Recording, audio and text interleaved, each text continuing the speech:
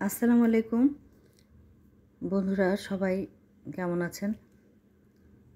এই মিক্সির যুগে, যেখানে গ্রাইন্ডার মিক্সির যুগ, আমি পাটায় পিষে এখনও কাবাব তৈরি করি। পেশাপিশির কাজটা অনেক কঠিন। আমি অনেক দিন থেকে আসলে পাটায় পিষি না। তো কাবাব যেহেতু তৈরি করব, আমার হেল্পিং হ্যান্ডকে আমি হেল্প করতে বললাম, ও পিষে দিল।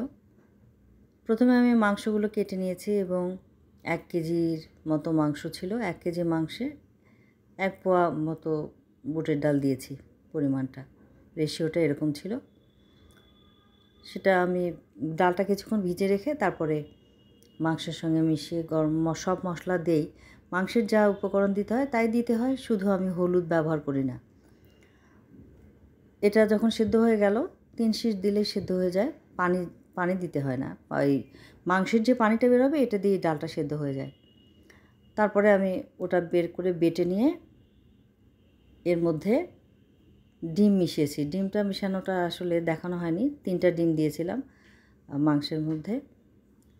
3টা ডিম দেওয়াতে এই জিনিসটা একটু সফট হয়েছে, কারণ এটা সবার উপযোগী হবে। কাবাব সাধারণত শক্ত হয়, আমি এটা আজকে একটু নরম করে করেছি বিশেষ কারণে। এর মধ্যে আমি দিই, লেবুর উপরে যে সবুজ অংশ থাকে এটা একটু গ্রেট করে দিয়ে দিই, তাহলে একটা আলাদা ফ্লেভার আসে, সুন্দর লাগে খেতে, অসাধারণ একটা ফ্লেভার আসে। তো আজকে আমার কাছে নতুন ফ্রেশ লেবু নাই, তাই আমি ওটা আজকে স্কিপ করে গেলাম।